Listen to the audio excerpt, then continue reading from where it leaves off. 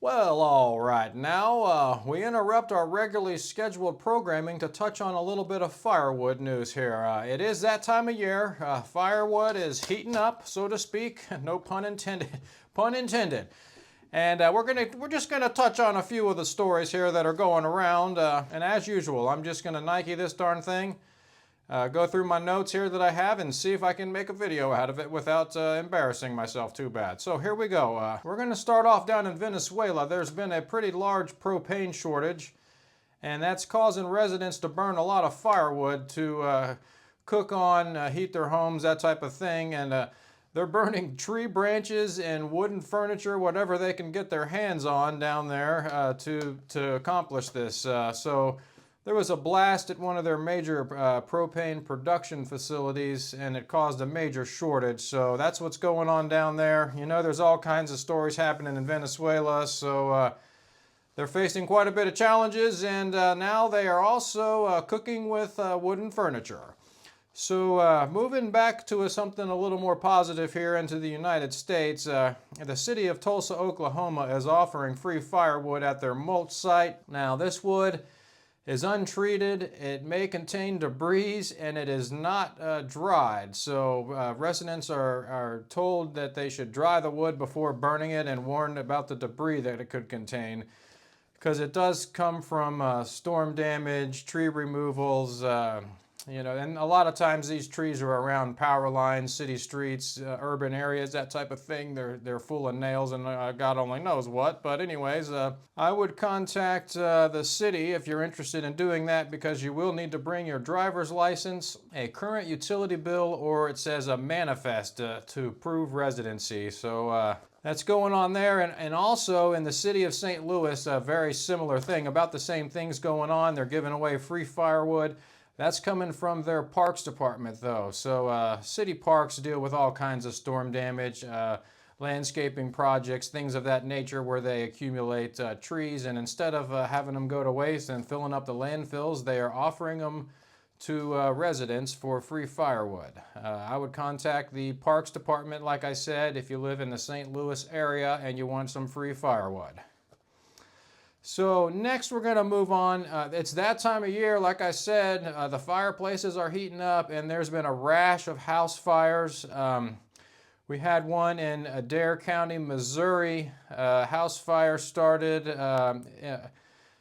as a result of a firewood pile catching on fire. Now the homeowner apparently threw out old discarded ashes, just threw them outside, and it caught the wood pile on fire outside of the house.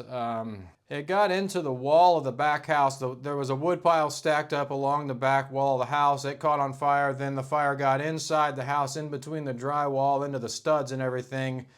So the fire department, I think this is the one, they had to cut a hole in the back wall of the house to get the fire out. So they're recommending, obviously, use non-combustible containers to throw away your old discarded firewood ash.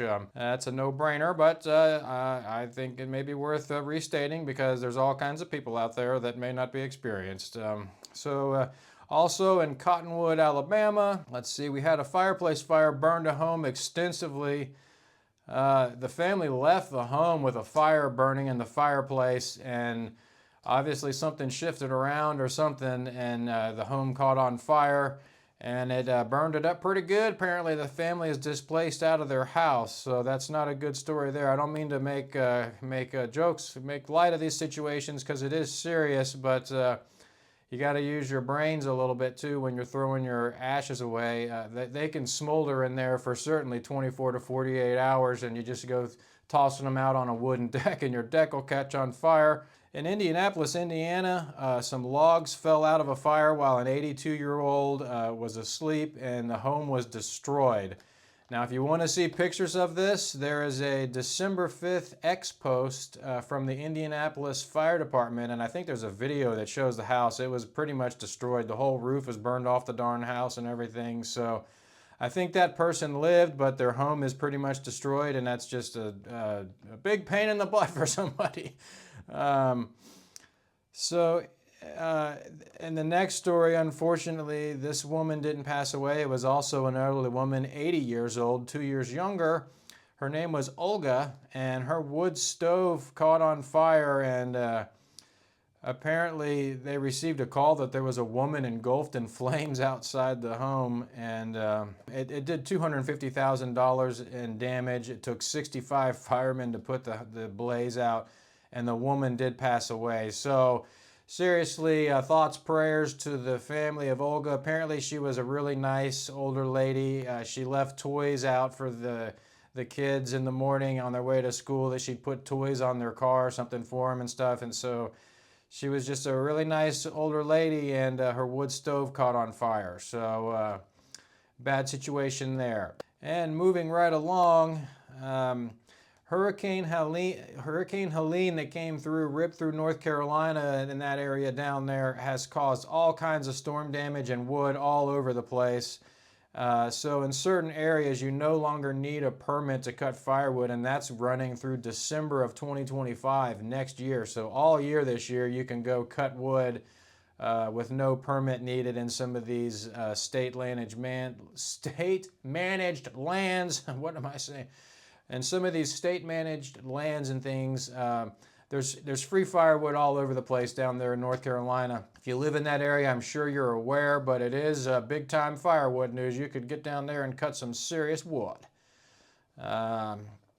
and help them recover and clean up the storm damage too. That's a little bit of a positive thing you can do for the community. Moving across, back out of the country again, over in Mali, M-A-L-I, Mali, there's deforestation activists that are planting trees, and the residents are using them for firewood. So that is a really poor nation over there, and 64% of their total fuel consumption is from biomass burning, which is wood and charcoal, and they're also suffering from massive deforestation. So there's activists that have been going and planting a bunch of trees. Many of the trees died from drought, like millions of them. A couple million trees died from drought already, and they're just trying to establish new trees. But another challenge they face is that as quickly as they plant trees, residents are chopping them down and burning them.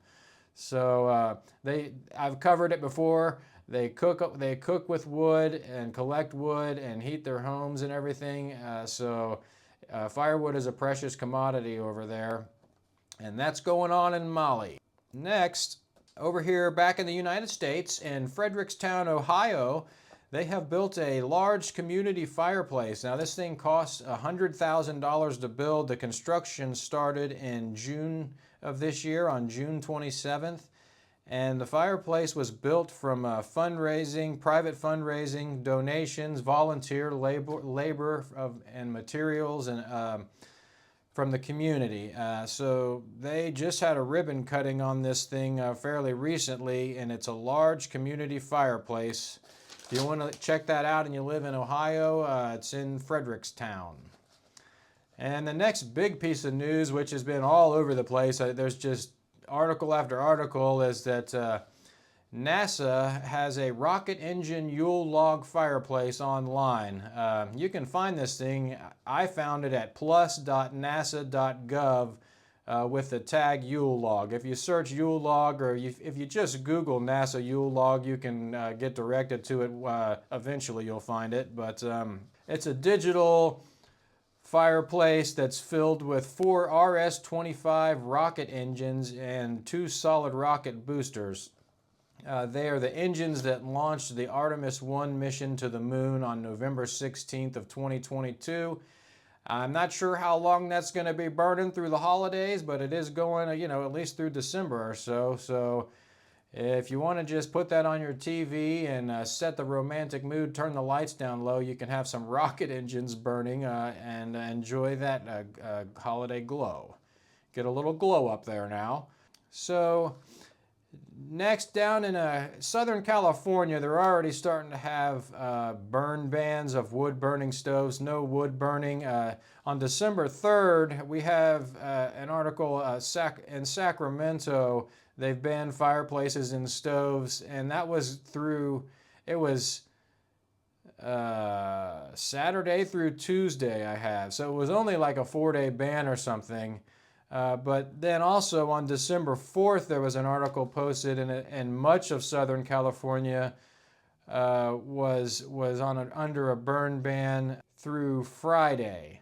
So these are brief periods of, I guess, increased smog and pollution, but this second one on December 4th included LA, Los Angeles, Riverside, San Bernardino, Orange County, and this is done by the South Coast Air Quality Management District. So if you live down there in Southern California and you get smog days or whatever, they'll come in and you won't be able to have a fire in your fireplace for a period of days or however long they determine.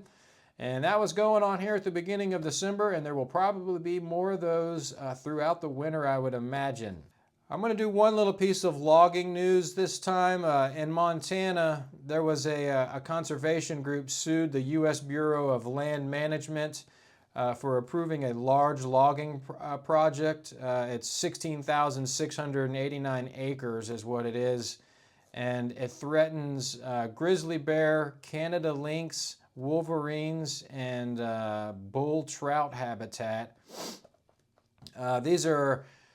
These corridors that the logging takes place in is precious area for them to move around the national parks and things like that, and just kind of some neat species that it threatens. I mean, if you're a grizzly bear or a Canada lynx or a wolverine and you're a carnivore, your habitat is constantly being taken away. So they have also notified the U.S. Fish and Wildlife Service of intent to sue them as well. And they're trying to stop this logging project and preserve habitat for these animals, because life is tough if you're a grizzly bear or a wolverine right now, I would imagine. Walmart is selling an electric fireplace for $70, and it usually sells for $230. Now, this is different from the LED fireplace that we talked about before that's like a big TV screen. I might put a picture on the video on the screen here, and I will also try to post a shopping link. If you want to go buy this, use the link, and it's only $70, and you can get this Honge or Hong, H-O-N-G-G-E. You tell me how to say that. Hong, H-O-N-G-G-E. Hong electric fireplace. It functions basically as a space heater, and it looks like a space heater that's decorated like a fireplace. So I'll try to post a shopping link for that. It plugs in, it's efficient, it acts as a space heater. I think I've covered it all. It's an electric fireplace. You can put it in your room. People just love it. It's easy to use. Miller Lite is also releasing a limited edition holiday digital fireplace with a chimney made of beer that you can pour and use. It's called the Yule Logger, and that's a play on words on lager, L-A-G-E-R, like a lager beer, not a Yule log, but it's called the Yule Logger. And it has an LED screen that shows fire, and it has audio of a crackling fire and beer cans opening. It also contains extra beer storage and stocking hooks, and you plug this thing into the wall and fill it up with beer and just have a jolly good time. So I think you get the hang of that. You get the feel for what that is. And that's going to about wrap up the holiday edition of the Firewood News Updates. Just a few things going on, a few neat products out there. We will keep them rolling, hopefully coming into the new year and next year. And have a good one. Happy holidays.